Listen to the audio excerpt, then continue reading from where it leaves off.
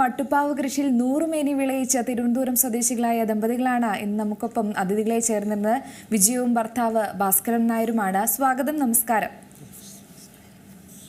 വളരെയധികം സന്തോഷം. കാരണം പ്രായത്തെ വെല്ലുന്ന ഒരു മാറ്റം തന്നെയാണ് നിങ്ങളുടെ മട്ടുപ്പാവിൽ നിങ്ങൾ തന്നെ സൃഷ്ടിച്ചിരിക്കുന്നത്. അത് വരും തലമുറയ്ക്കും വലിയൊരു പോസിറ്റീവായിട്ടുള്ള ഒരു കാര്യം തന്നെയാണ്. എങ്ങനെയാണ് ഈ ഒരു കാര്യങ്ങൾ ഇത്രത്തോളം വിജയത്തോടെ കൊണ്ടുപോകുന്നത്? അത് നമ്മുടെ മനസ്സിൻ്റെ ഒരു സന്തോഷമാണ്. കൃഷി ചെയ്യുക എന്ന് പറഞ്ഞു കഴിഞ്ഞാൽ നമ്മുടെ വിഷമില്ലാത്ത പച്ചക്കറി നമ്മുടെ കുഞ്ഞുങ്ങൾക്ക് കൊടുക്കാം, നമുക്ക് കഴിക്കാം. പിന്നെ ബാക്കി വരുന്നത് വിഷമില്ലാത്ത കഴിക്കണവർക്ക് എടുക്കാമല്ലോ. ആ ഒരു മനോഭാവമാണ് നമുക്ക് കൃഷിയിലേക്ക് ഇറങ്ങാനുള്ള കാരണം. വിഷം കഴിച്ചിട്ട് നമ്മുടെ സ്വന്തത്തിലുള്ള കുറേ പേർക്ക് തന്നെ ക്യാൻസർ എന്ന് പറഞ്ഞൊരു രോഗം പിടിപെട്ടതിൻ്റെ ആ ഒരു അവസ്ഥ കാണുമ്പോഴത്തേക്ക് ആ സമയത്താണ് നമുക്ക് വിഷരഹിതമായ പച്ചക്കറി എങ്ങനെ ഉണ്ടാക്കാം എന്നുള്ളൊരു മനസ്സിലൊരു ആശയം തോന്നി. അങ്ങനെയാണ് ഞങ്ങൾ കൃഷിയിലേക്ക് ഇറങ്ങിയതും ഇപ്പോൾ ഈ നിലയിലെത്തിയതും.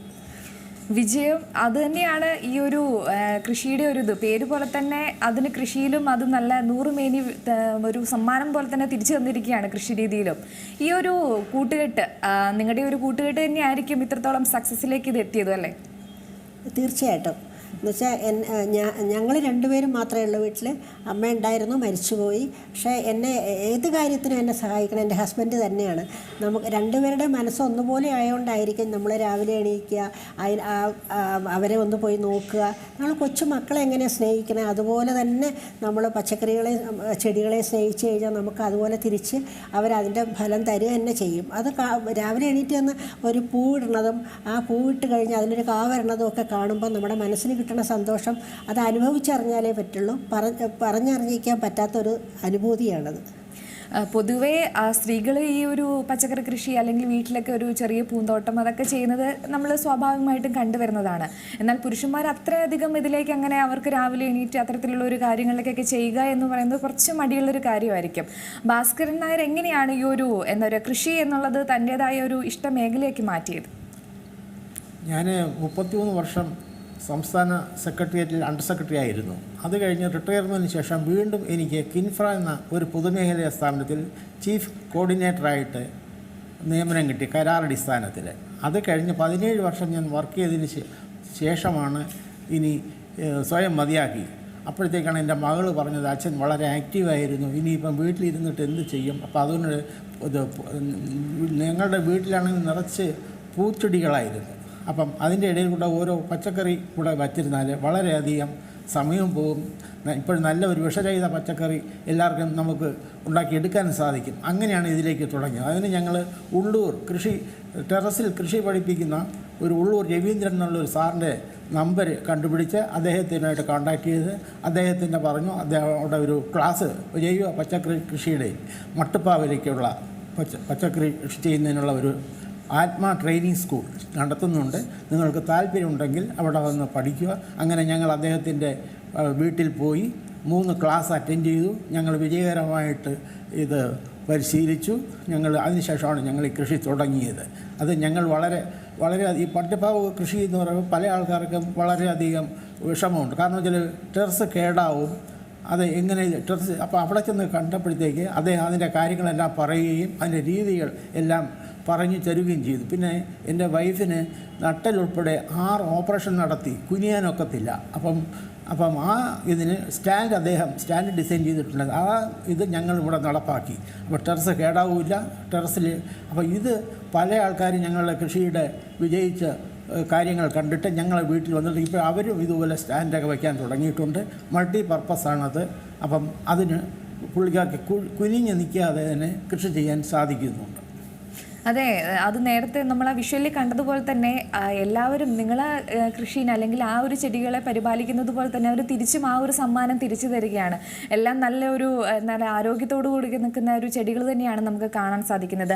ഈ ഒരു കൃഷി രീതിയിൽ ഉപയോഗിക്കുന്ന വളങ്ങൾ അതൊക്കെ ഒരു പ്രധാനപ്പെട്ട കാര്യമാണ്. പെട്ടെന്ന് ഒരു പ്രതിഫലം ലഭിക്കുക അല്ലെങ്കിൽ ആ ഒരു ഫലം പെട്ടെന്ന് കിട്ടാൻ വേണ്ടിയിട്ട് ജൈവ രീതി ആരും അത്രയധികം ഫോളോ ചെയ്യുന്ന ഒരു കാര്യമല്ല. പക്ഷെ നിങ്ങൾ അതിൻ്റെതായ ഒരു സമയമെടുത്ത് എങ്ങനെയാണ് അതിൻ്റെ ഒരു ക്രമീകരണമൊക്കെ? അത് നമ്മൾ വളം എന്ന് പറഞ്ഞാൽ കുറേ കാശ് മുടക്കി കുറേ വളം വാങ്ങിച്ച് കൃഷി ചെയ്തിട്ട് യാതൊരു കാര്യമില്ല. അപ്പം നമ്മൾ വീട്ടിലുള്ള വസ്തുക്കൾ വെച്ച് തന്നെ കുറേ വളങ്ങൾ ഉണ്ടാക്കി കൃഷി ചെയ്യണം. നമ്മുടെ വീട്ടിലുള്ള കഞ്ഞിവെള്ളം, പിന്നെ പച്ചക്കറി വേസ്റ്റ്, പിന്നെ നമ്മുടെ അടുത്തൊരു കടയുണ്ട്, ആ കടയിൽ നിന്ന് കുറേ പച്ചക്കറി വേസ്റ്റ് ഞങ്ങൾ മേടിച്ചിട്ട് അത് കഞ്ഞിവെള്ളത്തിൽ ഇട്ട് വയ്ക്കുക. എന്നിട്ട് അതിനൊരു ശർക്കരയും കൂടെ ഇട്ട് വയ്ക്കുക. അത് 3 ദിവസം കഴിയുമ്പോൾ അതിനെ അരിച്ചെടുത്ത് അത് സ്പ്രേ ചെയ്യും, അത് ചോട്ടിൽ ഒഴിച്ചു കൊടുക്കും. പിന്നെ അത് കഴിഞ്ഞിട്ട് മകളുടെ അവിടെ നിന്ന് ബയോഗ്യാസിൻ്റെ സ്ലറി കൊണ്ടുവരും.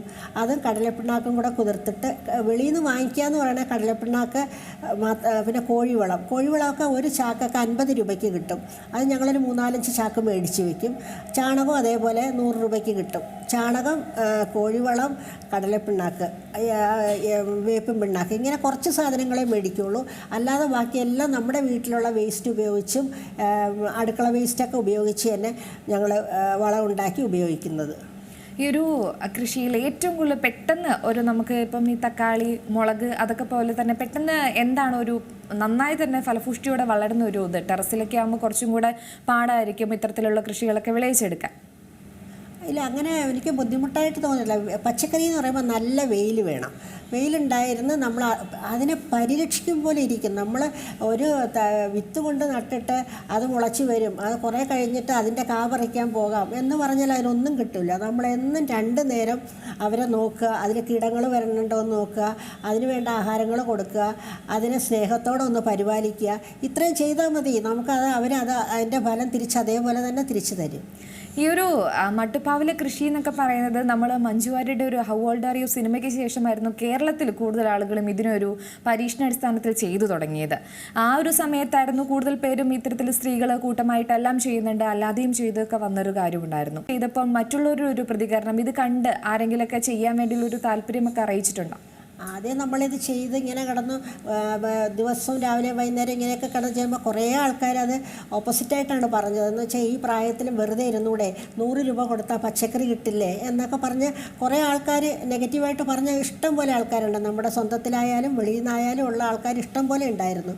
പക്ഷേ അത് കഴിഞ്ഞ് കുറച്ചങ്ങോട്ട് പോയി വന്നപ്പോഴത്തേക്ക് ഈ കൊറോണ പിടിച്ച സമയത്ത്, കൊറോണ കാലത്ത് ഞാനൊരു 10-30 കുടുംബത്തിന് കൃഷി ചെയ്യാനുള്ളൊരു പ്രേരണ നൽകി. ഞാൻ ക്ലാസ് പോലെ വച്ചു. അവരങ്ങനെ അതൊക്കെ കഴിഞ്ഞപ്പോഴത്തേക്ക് പിന്നെ ഈ പറഞ്ഞവരെല്ലാവരും തന്നെ പച്ചക്കറി എൻ്റെ വീട്ടിൽ വരുമ്പോഴത്തേക്ക് ഞാൻ ആവശ്യമുള്ളത് കൊടുക്കും. അത് കഴിഞ്ഞ് ഞാനിങ്ങനെ വിപണിയിൽ കൊണ്ടുപോകണമെന്ന് അറിഞ്ഞപ്പോൾ ഇപ്പോൾ കുറേ പേര്, ഇപ്പോൾ 1-2 പേരൊന്നുമല്ല, ഇഷ്ടം പോലെ ആൾക്കാർ അവരവരുടെ വീട്ടിനാവശ്യത്തിനുള്ള പച്ചക്കറി കൃഷി ചെയ്യുന്നുണ്ട്. അത് ഞാൻ മുഖേന ചെയ്യാൻ സാധിച്ചു എന്നുള്ളതിൽ എനിക്ക് ഭയങ്കര ഒരു അഭിമാനം തന്നെയാണ്. എനിക്കൊരു കർഷക എന്ന് പറയാനാണ് എനിക്കിപ്പോൾ ഏറ്റവും ഇഷ്ടം. ഞാൻ സാധാരണ ഒരു വീട്ടമ്മയായിരുന്നു. അതിൽ നിന്ന് ഞാൻ ഇത്രത്തോളം ഇന്നിവിടെ ഇരുന്ന് സംസാരിക്കുന്നുണ്ടെങ്കിൽ തന്നെയും അതൊരു കൃഷിയിലൂടെ മാത്രമാണ്. അപ്പോൾ അത് കർഷക എന്ന് പറയുന്നത് എനിക്ക് ഭയങ്കര അഭിമാനമുള്ളൊരു കാര്യമായിട്ടാണ് എനിക്ക് തോന്നുന്നത്. ഈ ഒരു സിറ്റി ലൈഫൊക്കെ ആയിരിക്കുമ്പോൾ തന്നെ വലിയൊരു പാട് തന്നെയാണ് ഇത്രയും കൃഷി രീതികളൊക്കെ ഒരുമിച്ച് കൊണ്ടുപോകുക എന്ന് പറയുന്നത്. പ്രായം അതിലൊരു വലിയൊരു ഘടകമാണ്. പക്ഷേ പ്രായത്തെ അതിജീവിച്ച് നിങ്ങൾ വലിയൊരു വിജയം തന്നെയാണ് കൈവരിച്ചിരിക്കുന്നത്. ഈ ഒരു മാജിക്ക് നടക്കുമ്പോൾ തന്നെ എങ്ങനെയാണ് ചെടികളുടെ ഒരു സെലക്ഷനൊക്കെ ചെയ്യുന്നത്? സെലക്ഷൻ എന്ന് പറയുമ്പോൾ ശീതകാല പച്ചക്കറി എന്ന് പറയണത് എല്ലാവരും തണുപ്പ് കാലത്ത് മാത്രമേ അത് ഉണ്ടാവുള്ളൂ എന്നൊക്കെയാണ് ധാരണ. ഞാനൊന്ന് വെറുതെ പരീക്ഷിച്ച് നോക്കി. നല്ല ചൂട് കാലത്തും ക്യാബേജ്, കോളിഫ്ലവർ, ബ്രക്കോളി, സെലറി അങ്ങനെയുള്ള സാധനങ്ങൾ ഞാൻ വെച്ച് നോക്കി. ക്യാരറ്റ്, ബീറ്റ്റൂട്ട് അതൊക്കെ വെച്ച് നോക്കിയപ്പോൾ എനിക്ക് കുഴപ്പമില്ലാത്ത രീതിയിൽ കിട്ടണുണ്ട്. ഞാൻ ഇടയ്ക്ക് തണുത്ത വെള്ളം കൊണ്ട് സ്പ്രേ ചെയ്ത് കൊടുക്കും. പിന്നെ അത് അധികം വെയിലില്ലാത്ത സ്ഥലത്ത് വയ്ക്കും. അതിന് 2-3 നേരം പൊതയിട്ട് കൊടുത്ത് അതിനെയൊക്കെ നോക്കുമ്പോൾ എനിക്ക് അതൊരു ബുദ്ധിമുട്ടായിട്ട് തോന്നുന്നത്. നമുക്ക് നമ്മുടെ നാട്ടിൽ എല്ലാ പച്ചക്കറിയും ഏത് കാലത്തും നമുക്ക് കൃഷി ചെയ്യാൻ പറ്റും. പക്ഷേ അതിനുള്ളൊരു മനസ്സ് വേണം, നമുക്ക് അതിനോടുള്ളൊരു ഇഷ്ടം വേണം. എന്നുവെച്ചാൽ കൃഷി എന്ന് പറയുന്നത് 3 ഉണ്ടെങ്കിലേ പറ്റുള്ളൂ: മനസ്സ്, മണ്ണ്, മനോഭാവം. ഇത് 3 ഉണ്ടെങ്കിൽ നമുക്ക് എല്ലാം സാധിച്ചെടുക്കാൻ പറ്റും എന്നാണ് ഈ പ്രായത്തിൽ എനിക്ക് തോന്നുന്നത്. എനിക്ക് പ്രായം ഇതായിട്ട് എനിക്ക് തോന്നുന്നതേ ഇല്ല. എന്താണെന്ന് വെച്ചാൽ നമുക്ക് അസുഖമോ പ്രായമോ ഒക്കെ നോക്കിക്കൊണ്ടിരിക്കാനുള്ള സമയമില്ല. നമുക്ക് അവരെ നോക്കണം, അവരിൽ നിന്ന് കിട്ടുന്ന സാധനം നമുക്ക് എടുക്കണം, വിഷമില്ലാത്ത പച്ചക്കറി എല്ലാവർക്കും കൊടുക്കണം. ആ ഒരു ചിന്തയിലായിപ്പോയി ഞങ്ങൾ 2 പേരും ഇപ്പോൾ. ഭാസ്കർ നായരെ സംബന്ധിച്ചിടത്തോളം വലിയ തിരക്കുള്ള ഒരു ജീവിതമായിരുന്നു. അതിനുശേഷം ഇപ്പോൾ ഒരു റിട്ടയർമെൻറ്റ് വേറൊരു രീതിയിൽ ഇപ്പോൾ ആസ്വദിച്ച് വരികയാണ്. കൃഷിയിലേക്ക് വന്നപ്പോൾ തന്നെ ഉണ്ടായ ഒരു മാറ്റം എന്താണ്? മാറ്റം സർവീസിൽ ഇരുന്നതിനെക്കാട്ടിയും കൂടുതൽ ഉത്തരവാദിത്വം തിരക്കുമാണ് ഇപ്പോഴും. അത് കാരണം വെച്ചാൽ ഞങ്ങളുടെ ഈ കൃഷി രീതി കണ്ടിട്ട് എല്ലാ ദൃശ്യ മാധ്യമങ്ങളിലും TV എല്ലാ ചാനലുകളിലും യൂട്യൂബ് എല്ലാ ഇതിലും ഞങ്ങളുടെ ഇൻ്റർവ്യൂകളും ഞങ്ങളുടെ ഈ കാര്യങ്ങൾ ടെലികാസ്റ്റ് ചെയ്തിട്ടുണ്ട്. അങ്ങനെ ധാരാളം ആൾക്കാർ ഞങ്ങളെ വിളിച്ച് ചോദിക്കുകയും അവരുടെ താല്പര്യം അറിയിക്കുകയും അവരുടെ സംശയങ്ങൾ ഞങ്ങൾക്ക് ധാരാളം ആൾക്കാരെ ഇതിലേക്ക് കൃഷിയിലേക്ക് കൊണ്ടുവരാൻ സാധിച്ചു. അതായത് ഞങ്ങളുടെ ഉദ്ദേശം വെച്ചാൽ കൃഷിയെ പ്രോത്സാഹിപ്പിക്കുക, അവനവൻ്റെ വീട്ടിലേക്ക് ആവശ്യമുള്ള പച്ചക്കറികൾ അവനവൻ തന്നെ ഉള്ള സ്ഥലത്ത്, അത് ചെറിയ സ്ഥലത്തിന് പരിമിതിയില്ല. ഇപ്പോൾ എല്ലാവർക്കും കൂടുതൽ ടെറസാണല്ലോ ഉള്ളത്. അപ്പം താഴെയും ചെയ്യാൻ ഉള്ള ടെറസിൽ ആ ടെറസിനെ നല്ല രീതിയിൽ പരിപാലിച്ചിട്ട് ഇങ്ങനെയുള്ള കാര്യങ്ങളൊക്കെ വെച്ച് അതിൻ്റെ സാങ്കേതിക കാര്യങ്ങളെല്ലാം ഞങ്ങൾ പറഞ്ഞു കൊടുക്കും. അവർ പിന്നെ വിത്തും തൈയും ഒക്കെ വേണമെന്നുള്ളവർക്ക് വിത്തൊക്കെ ഞങ്ങൾ അയച്ചു കൊടുക്കും. 10,000-3000 പേർക്ക് ഞങ്ങളിപ്പോൾ വിത്ത് അയച്ചു കൊടുത്തു. വീട്ടിൽ വരുന്നവർക്ക് ഞങ്ങളൊരു മാതൃകാ കൃഷിത്തോട്ടമായിട്ടാണ് ഞങ്ങളെ വീടിപ്പോൾ ഉള്ളത്. അവിടെ വന്ന് കാണുന്നവർക്ക് അതിൻ്റെ സംശയങ്ങൾ ദൂരീകരിച്ചു കൊടുക്കുകയും തൈകളൊക്കെ അവിടെ വെച്ച് കൊടുക്കുകയും തൈകൾ അയച്ചു കൊടുക്കാനൊക്കില്ലല്ലോ. അപ്പം തൈയും വിത്തും പിന്നെ ഓരോ രീതികളുണ്ട്, കൃഷി രീതികളുണ്ട്. അപ്പോൾ അവർക്ക് എല്ലാ ആൾക്കാർക്കും വലിയ ഇഷ്ടമാണ് ഇപ്പോൾ ഞങ്ങളുടെ ഈ കൃഷി രീതികൾ. ഒരുപാട് പേര് ഈ കൃഷിയിലേക്ക് വന്നു കഴിഞ്ഞു. ഇപ്പോൾ അവരവർക്ക് ആവശ്യമുള്ള പച്ചക്കറി എല്ലാവരെയും ആരോഗ്യവാന്മാരാക്കുക, നല്ല പച്ചക്കറി എല്ലാവർക്കും കഴിക്കുക, ഇതാണ് ഞങ്ങളുടെ ഉദ്ദേശം. അതിപ്പം വളരെയധികം വിജയിച്ചിരിക്കുകയാണ്. ഇതിൽ ഞങ്ങൾക്ക് താല്പര്യമുള്ളവർക്ക് ഞങ്ങളെ പഠിപ്പിച്ച സാറിൻ്റെ വീട്ടിൽ ഇപ്പോൾ ഞങ്ങൾ അനന്തപുരി ജൈവ കൃഷി പഠന കളരി എന്ന് പറഞ്ഞൊരു പുതിയ സ്ഥാപനം ഞങ്ങൾ രജിസ്റ്റർ ചെയ്തിട്ട് കൃഷിയിൽ താല്പര്യമുള്ളവർക്ക് അവിടെ വന്ന് പഠിക്കാനായിട്ട്, ഉള്ളൂരാണത്, സാറിൻ്റെ വീട്ടിലാണ്, ഉള്ളൂർ R. രവീന്ദ്രൻ, ഇത് ലിംഗ ബുക്സ് ഓഫ് റെക്കോർഡ്സിൽ വന്ന ആളാണ്. അപ്പം എല്ലാ കാര്യങ്ങളും ഇപ്പോൾ 2 ക്ലാസ്സാണ് അവിടെ രജിസ്റ്റർ ചെയ്തതിൽ. ഒരു 35 പേരൊക്കെ ആകുമ്പോഴത്തേക്ക് ഒരു ബാച്ച് തുടങ്ങും. ഇത് മണ്ണൊരുക്കുന്നത് തൊട്ട് വിളവെടുക്കുന്നത് വരെയുള്ള എല്ലാ കാര്യങ്ങളും ഞങ്ങളവിടെ പ്രാക്ടിക്കലായിട്ട് ചെയ്ത് പഠിപ്പിച്ചു കൊടുക്കും, സൗജന്യമായിട്ടാണ്. ഇപ്പം മറ്റുള്ള ജില്ലകളിൽ നിന്ന് പോലും അവിടെ വരുന്നു. പിന്നെ നമ്മളെ വീട്ടിലേക്ക് അധികമുള്ള പച്ചക്കറികൾ ഇപ്പോൾ ഞങ്ങളുടെ ഒരു ഉദ്യമത്തിൻ്റെ ഗാന്ധി സ്മാരക നിധിയുമായിട്ട് ഞങ്ങൾ ചർച്ച ചെയ്തിട്ട് അനന്തപുരി ജൈവകൃഷി പഠന കളരി, ഫാം ജേർണലിസ്റ്റ് ഫോറം, ഞങ്ങൾ 3 പേര് കൂടെ ചേർന്നിട്ട് എല്ലാ ശനിയാഴ്ചയും 9:30 തൊട്ട് 1 മണി വരെ ജൈവ പച്ചക്കറി സ്വദേശി കാർഷിക വിപണി എന്നുള്ള ന്യായമായ വിലയ്ക്ക് നല്ല ശുദ്ധമായ പച്ചക്കറി ന്യായമായ വിലയ്ക്ക് അവിടെ കൊടുക്കുക. അതൊക്കെ കച്ചവട മനസ്സോടുകൂടി അല്ല, എല്ലാവരെയും കൃഷി. അങ്ങനെ ഇപ്പോൾ ധാരാളം അവിടെ കസ്റ്റമേഴ്സ് ഉണ്ട്. അവിടെ വന്ന് വാങ്ങുന്നവർ തന്നെ കൃഷിയിലേക്ക് വന്നു കഴിഞ്ഞു ഒരുപാട് പേര്. അങ്ങനെ ഒരു ഉദ്യമം കൂടെ ഞങ്ങൾ നടത്തുന്നുണ്ട്. ഞങ്ങളിപ്പോൾ അവിടെ ഒരു ക്ലിനിക്കും നടത്തുന്നുണ്ട് ഗാന്ധി സ്മാരക നിധിയിൽ, ഫാം ജേർണലിസ്റ്റ് ഫോറത്തിൻ്റെ ആഭിമുഖ്യത്തിൽ. ഞങ്ങൾക്കൊരു നല്ല ടീമാണ്. ടീമെന്ന് വെച്ചാൽ ഇത് CTCRIയിൽ നിന്ന്, കേന്ദ്ര ഗവൺമെൻറ് സ്ഥാപനമായ CTCRIയിൽ നിന്നും പ്രിൻസിപ്പൽ സയൻറ്റിസ്റ്റായിട്ട് വിരമിച്ച ഡോക്ടർ CS രവീന്ദ്രൻ സാറാണ് ഞങ്ങളുടെ പ്രസിഡൻറ്റ്. പിന്നെ കേരള സർക്കാരിൻ്റെ കൃഷി ഡിപ്പാർട്ട്മെൻറ്റ് പ്രിൻസിപ്പൽ അഗ്രികൾച്ചറായിരുന്ന ഡോക്ടർ NG ബാലചന്ദ്രനാണ്. അദ്ദേഹം ഇപ്പം ഞങ്ങളുടെ സംഘടനയുടെ ജനറൽ സെക്രട്ടറി. ഞങ്ങളുടെ സംഘടന എന്ന് പറഞ്ഞാൽ ഫാം ജേർണലിസ്റ്റ് ഫോറത്തിൻ്റെ ജോയിൻറ്റ് സെക്രട്ടറിയാണ് ഞാൻ. ഞങ്ങൾ ഇതുപോലെ കൃഷിക്ക് എല്ലാ കാര്യങ്ങളും നടത്തുന്നുണ്ട്. വരും തലമുറയ്ക്ക് സ്കൂൾ കോളേജ് തലത്തിൽ ഞങ്ങൾ പല മത്സരങ്ങൾ നടത്തുന്നുണ്ട്, അവധിക്കാല ക്യാമ്പുകൾ നടത്തുന്നുണ്ട്. പിന്നെ അനാഥാലയങ്ങളിലേക്ക് ഞങ്ങൾ പച്ചക്കറി അവിടെ കൊടുക്കുന്നുണ്ട്. അങ്ങനെ ഇപ്പം ഈ സ്വദേശി കാർഷിക വിപണി രൂപീകരിച്ചിട്ട് ധാരാളം ആൾക്കാർ അവിടെ വന്ന് നല്ല പച്ചക്കറി വാങ്ങണമെന്നുള്ള ഉദ്ദേശത്തോടെ ഒരു കച്ചവട മനസ്സോടുകൂടിയല്ല ഞങ്ങൾ ചെയ്യും. അപ്പോൾ ഒരുപാട് പേര് അതുപോലെ ഞങ്ങൾക്ക് വളരെയധികം സന്തോഷമുണ്ട്. എല്ലാ പത്രമാധ്യമങ്ങളിലും വന്നിട്ടുണ്ട്. പിന്നെ ഞങ്ങളുടെ ആകാശവാണി ഞങ്ങളുടെ കാര്യങ്ങൾ അറിഞ്ഞിട്ട് അവരുടെ ഇൻ്റർവ്യൂവിൽ പങ്കെടുക്കുകയും അവരുടെ ഉപദേശക വയലും വീടിൽ ഞങ്ങളെ 2 പേരെയും ഉപദേശക സമിതിയിൽ, വയലും വീട് ഉപദേശക സമിതിയിൽ അംഗങ്ങളായി എടുത്തിട്ടുണ്ട്. അതും വളരെ നന്നായിട്ട് പോകുന്നുണ്ട്. കൃഷിയെ പ്രോത്സാഹിപ്പിക്കാൻ ഞങ്ങൾക്ക് കഴിഞ്ഞു. ചുരുക്കം പറഞ്ഞാൽ വലിയ തിരക്കിലാണ് 2 പേരും. കാരണം ഈ ഒരു മട്ടുപ്പാവ് കൃഷി നിങ്ങളിൽ നിന്ന് വ്യാപിച്ചത് മറ്റ് തലങ്ങളിലേക്കൊക്കെ മറ്റ് രീതികളിലെല്ലാം എത്തിക്കൊണ്ടിരിക്കുകയാണ്. കൂടുതൽ ആളുകൾ വരുന്നതിലെല്ലാം വലിയ സന്തോഷം തന്നെ. ഇപ്പോൾ ഒരു ചൂട് കാലം കൂടിയാണ്. ഈ ചൂട് കാലത്ത് കൃഷി അത്ര വലിയ സുഖകരമായിട്ടുള്ള ഒരു കാര്യമല്ല പൊതുവെ കാണുന്നത്. എങ്ങനെയാണ് അവിടുത്തെ ഒരു കൃഷി രീതികളും അതിനെ പരിപാലിക്കുന്നത്? ചൂട് ഇപ്പം ഇത്തിരി കൂടുതലാണ്. അപ്പം ഞാനൊരു പച്ച നെറ്റ് പോലെ എടുത്ത് വെറുതെ താൽക്കാലികമായിട്ട് താൽക്കാലികമായിട്ടൊരു നെറ്റ് പോലെ എടുത്ത് ടെറസിൽ ഫുൾ കവർ ചെയ്തിട്ടുണ്ട്. പാവലും പടവലും ആ ഒരു സ്ഥലത്ത് മാത്രമേ ഇട്ടിട്ടില്ല. എന്ന് വെച്ചാൽ അത് മുഴുവൻ കവർ ചെയ്ത് കിടക്കണോണ്ട് കുഴപ്പമില്ലാതെ പോകുന്നുണ്ട്. ബാക്കി മുളക്, തക്കാളി അങ്ങനെയുള്ള ഇതിനൊക്കെ ചെറുതായിട്ടൊരു ഷെയ്ഡ് കൊടുത്തിട്ടുണ്ട്. അതുകൊണ്ട് പിന്നെ കുഴപ്പമില്ലാതെ പോകണം. എനിക്ക് തക്കാളിയൊക്കെ ധാരാളം കിട്ടുന്നുണ്ട്. പിന്നെ 2 നേരവും വെള്ളം ഒഴിക്കണം. മറ്റത് രാവിലെ ഒഴിച്ചാൽ പിന്നെ വൈകുന്നേരം അങ്ങനെ ഒഴിക്കേണ്ടി വരില്ല. ഇതിപ്പോൾ 2 നേരം വെള്ളം ഒഴിക്കണം. പിന്നെ അഥവാ ഉച്ചയ്ക്കൊക്കെ ഒന്ന് കയറി നോക്കുമ്പോൾ ഏതിനെങ്കിലും ഒരു ക്ഷീണം പോലെ തോന്നുകയാണെങ്കിൽ അപ്പോൾ ഒന്ന് വെള്ളം ഒഴിച്ച് കൊടുക്കും. പിന്നെ ക്ഷീണം തോന്നുന്ന പച്ചക്കറിക്കൊക്കെ ഞാൻ ചെയ്യണത് എന്താണെന്ന് വെച്ചാൽ മോര്, നമ്മുടെ തൈര് നന്നായിട്ട് മിക്സിയിൽ അടിച്ചിട്ട് നല്ലോണം വെള്ളം ചേർത്തിട്ട് തണുത്ത വെള്ളവും കൂടെ ചേർത്ത് സ്പ്രേ ചെയ്ത് കൊടുക്കും. അപ്പോൾ അവർ നല്ല ഉഷാറായിട്ടൊക്കെ നിൽക്കുകയൊക്കെ ചെയ്യും.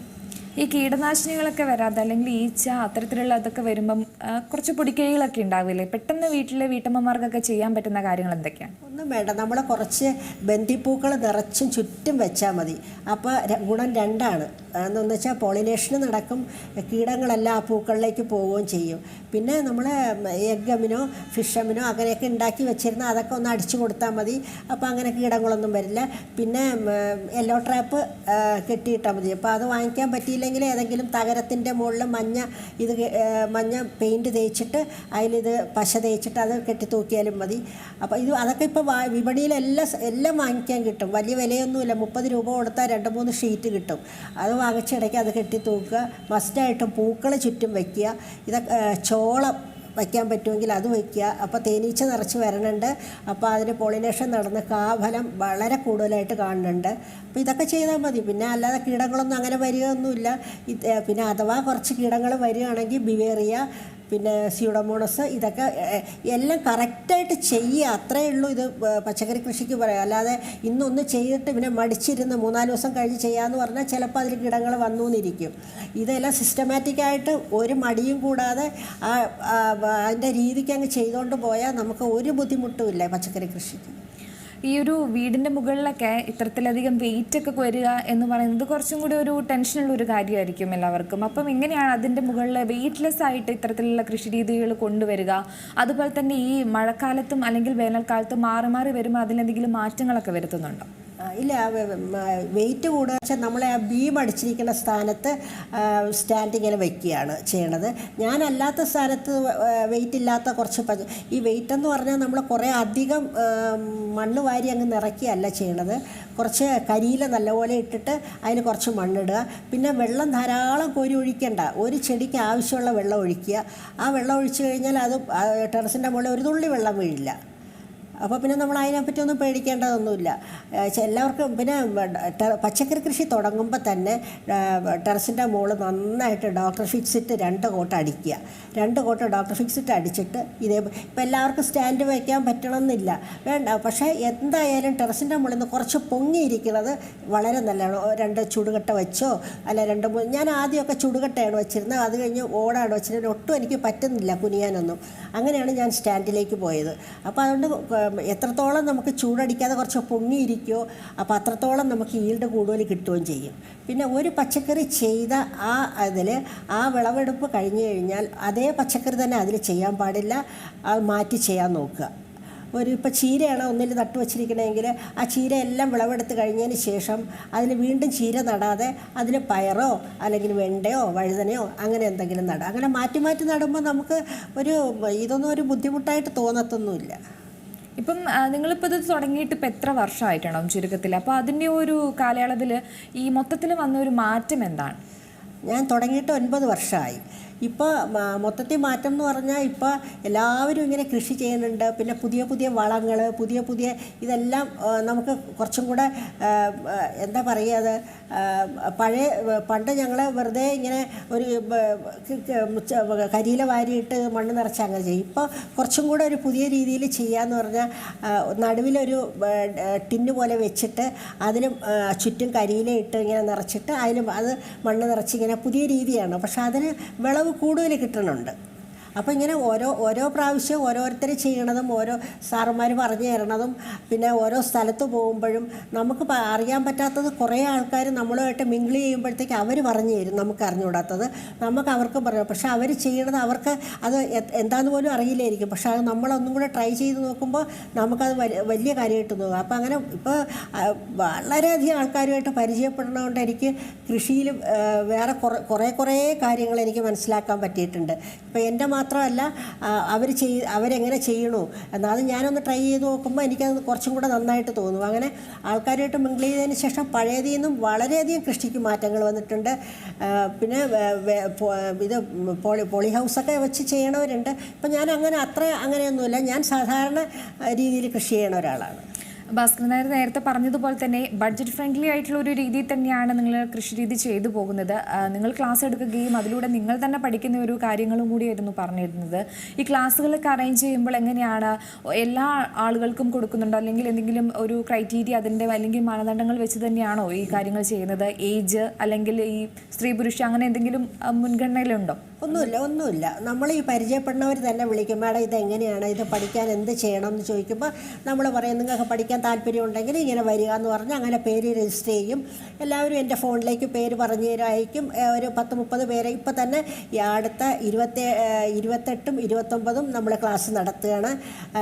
മലപ്പുറം, കോഴിക്കോട്, എറണാകുളം, ആലപ്പുഴ, കോട്ടയം, കരുനാഗപ്പള്ളി അവിടെ നിന്ന് വരെ ആൾക്കാർ വന്ന് പഠിച്ചിട്ട് പോയിട്ടുണ്ട്. അവരെല്ലാവരും ഇന്നും കോണ്ടാക്ട് ചെയ്യുന്നുണ്ട്. അവർ നടണ പച്ചക്കറികളുടെ ഫോട്ടോ നമുക്ക് അയച്ചു തരാറുണ്ട്. അതൊക്കെ കാണുമ്പോൾ നമുക്ക് ഭയങ്കര സന്തോഷമാണ് തോന്നുന്നത്. വെളിയിലൊന്നും കൊടുക്കണ്ട, അവർക്കും അവരുടെ കുട്ടികൾക്കും വിഷമില്ലാത്ത പച്ചക്കറി കൊടുക്കണമല്ലോ നമ്മൾ മുഖേന. അത് നമുക്ക് ഭയങ്കര സന്തോഷം തരേണ്ട ഒരു കാര്യമാണ്. ഇപ്പോഴും വെളിയിൽ നിന്നുള്ള 2-3 ആൾക്കാരുണ്ട്, ആലപ്പുഴയിൽ നിന്നുള്ള 2-3 ആൾക്കാരുടെ പ്രായം ഒന്നുമില്ല, എല്ലാം വീട്ടമ്മമാരും വയസ്സായ അമ്മമാരും എല്ലാം വരണുണ്ട്. ഇപ്പോൾ എൻ്റെ പ്രായത്തിനെക്കാട്ടിലും കൂടുതലുള്ള പ്രായമുള്ള ആൾക്കാർ വരണുണ്ട്. എനിക്ക് തന്നെ ഇപ്പോൾ 70 വയസ്സായി, അതിൽ നിന്നും പ്രായമുള്ള ആൾക്കാരും. അപ്പോൾ നമുക്കതൊക്കെ കാണുമ്പോൾ ഭയങ്കര സന്തോഷമല്ലേ തോന്നുക. എന്ന് വെച്ചാൽ ഇതിനൊരു വിലകതടിയല്ല. എന്ന് വെച്ചാൽ നമുക്ക് മനസ്സിൻ്റെ സന്തോഷം മാത്രമാണ്. എല്ലാവരും വരണവരെല്ലാവരും നന്നായിട്ട് ചെയ്യുന്നുണ്ട്. അത് അത്ര ആഗ്രഹത്തോടെയാണ് വരണവരെ ആരും വെറും കൈയോടെ വിടാറുമില്ല. എന്നു വെച്ചാൽ അത് എല്ലാ ക്ലാസ്സിലും വരണവർക്ക് ഞാൻ എൻ്റെ ഇതായിട്ട് ഞാൻ കുറച്ച് വിത്തുകൾ കൊടുത്തിട്ട് അപ്പോൾ അവരെ അതുകൊണ്ട് ചെയ്ത് തുടക്കം കുറിക്കുന്നത് അങ്ങനെയാണ്. ഭാസ്കരൻ നായർ എന്താണ് പറയാനുള്ളത് വരുന്ന ഒരു തലമുറകൾക്ക്? ഈ ഒരു ഈ പറഞ്ഞതുപോലെ ഏത് സമയത്തും വേണമെങ്കിൽ ചെയ്തു തുടങ്ങാം, ഇപ്പോഴേ ചെയ്തു തുടങ്ങിയാൽ നല്ലൊരു വിളവ് കിട്ടും എന്നുള്ളൊരു ക്ലാസ് തന്നെയാണ് എല്ലാവർക്കും കൊടുക്കാറുള്ളത്. അല്ലെങ്കിൽ ഈ ഒരു ജോലിയൊക്കെ കഴിഞ്ഞ് അതിനുള്ള വേണ്ടിയൊരു സമയം കാത്തു നിൽക്കേണ്ട കാര്യമുണ്ടോ? അത് ആവശ്യമില്ല. ഇപ്പോഴേ ഉദ്യോഗസ്ഥന്മാരെ സംബന്ധിച്ച് ഉദ്യോഗമുള്ളവരാണെങ്കിൽ വിശ്രമ ജീവിതം എങ്ങനെ അവർക്ക് വിനിയോഗിക്കാമെന്നുള്ളതിന് ഏറ്റവും വലിയ ഒരു കാര്യം അവനവൻ്റെ വീട്ടിലേക്കുള്ള പച്ചക്കറി അവർക്ക് തന്നെ ഉൽപ്പാദിപ്പിക്കാം. അത് ചെയ്ത് ഇത് ചെയ്തൊക്കെ വരപ്പോഴത്തേക്ക് എപ്പോഴും നല്ല ഒരു എക്സർസൈസാണത്. അപ്പോൾ അവർക്ക് സമയം പോകും. അവരുടെ വീട്ടിലേക്കുള്ള അവർക്ക് ഒരു കാര്യം അവർക്ക് എന്തെങ്കിലും ചെറിയ രോഗങ്ങളോ കാര്യങ്ങളോ അതൊക്കെ അവർ മറക്കും. ഈ കൃഷിയിലേക്ക് രാവിലെ ആയാൽ കൃഷി ചെയ്യാനുള്ള ഒരു പ്രചോദനമാണത്. പിന്നെ ഞങ്ങൾ വരും തലമുറയ്ക്ക് വേണ്ടി സ്കൂളുകളിൽ കോളേജിലൊക്കെ ഇപ്പോഴവർ ഈ കൃഷിത്തോട്ടങ്ങൾ ഉണ്ടാക്കിയിട്ട് ഈ ഞങ്ങളെ കാര്യങ്ങളെല്ലാം അറിഞ്ഞിട്ട് പലരും ഞങ്ങളുടെ ഉപദേശം തേടുകയും അവരെ ക്ലാസ്സുകൾ എടുക്കണമെന്നൊക്കെ പറയും. ഞങ്ങൾ അവിടെ ചെന്നിട്ട് മിക്ക സ്കൂളുകളിലും ഞങ്ങൾ ക്ലാസ്സുകൾ അവർക്ക് പറഞ്ഞു കൊടുക്കുകയും അവരുമായിട്ട് യോജിച്ച് പോവുകയൊക്കെ ചെയ്യുന്നുണ്ട്. ഞങ്ങളിപ്പോഴേ സ്കൂൾ കോളേജ് കുട്ടികൾക്ക് വേണ്ടി തന്നെ അവധിക്കാലത്ത് പല ക്യാമ്പുകളും വരെ നടത്തുന്നുണ്ട്. അത് വളരെ വിജയകരമായിട്ട് അവരെ കൃഷിയിലേക്ക് വരും തലമുറയ്ക്ക് ഇതിലേക്ക് കൊണ്ടുവരാനായിട്ടുള്ള നമുക്ക് ഇത് ആവശ്യമാണ് എന്നുള്ള ഒരു രീതിയിലേക്ക് ഇപ്പോൾ കാര്യങ്ങൾ എത്തിയിരിക്കുകയാണ്. പിന്നെ ഞങ്ങൾക്ക് ഈ കൃഷിയിലെ അരുവിക്കര കൃഷിഭവനുണ്ട്. കൃഷിഭവനിലെ ഇപ്പോഴത്തെ കൃഷി ഓഫീസർ പ്രശാന്ത് സാർ ഏറ്റവും ഞങ്ങളെ വളരെയധികം അഡ്വൈസ് ചെയ്യുകയും ഞങ്ങളെ കൃഷിയെ പ്രോത്സാഹിപ്പിക്കുകയും ചെയ്ത ഒരൊറ്റ ആളാണ്. അദ്ദേഹം ഇപ്പോൾ അവിടെ കൃഷി ഓഫീസറായിട്ട് ചാർജ് എടുത്തതിന് ശേഷം അരുവിക്കര മുഴുവൻ ഇപ്പോൾ ഒരു പച്ചപ്പാക്കി മാറ്റിയിരിക്കുകയാണ്. അദ്ദേഹം ഞങ്ങളെ വീട്ടിൽ വരികയും കൃഷിക്ക് വേണ്ട നിർദ്ദേശങ്ങൾ നൽകുകയും നല്ല ഒരു കൃഷി ഓഫീസറാണ് പ്രശാന്ത് സാർ. തീർച്ചയായും ഈ ഒരു കൃഷി രീതിയെ കുറിച്ച് പറഞ്ഞാൽ നമുക്ക് തീരില്ല, സമയപരിധിയിൽ ഞാൻ ഇടപെടുകയാണ്. വളരെയധികം നന്ദി. എന്തായാലും കൃഷിയെക്കുറിച്ചും മട്ടുപ്പാവ് കൃഷിയെക്കുറിച്ചുള്ള ഒരു വലിയ രീതിയിലുള്ള ഒരു മാജിക് തന്നെയാണ് അല്ലെങ്കിൽ ഒരു മെസ്സേജ് തന്നെയാണ് നിങ്ങൾ പൊതുസമൂഹത്തിന് നൽകുന്നത്. വളരെയധികം നന്ദി സി പോസ്റ്റിൽ അതിഥികളായി എത്തിയതിന്. നമസ്കാരം. പുതിയ വാർത്തകളും വിശേഷങ്ങളും ഇനി വിരൽ തുമ്പിൽ. എല്ലാ ഡിജിറ്റൽ പ്ലാറ്റ്ഫോമുകളിലും ഇപ്പോൾ സീ മലയാളം ന്യൂസ് ലഭ്യം.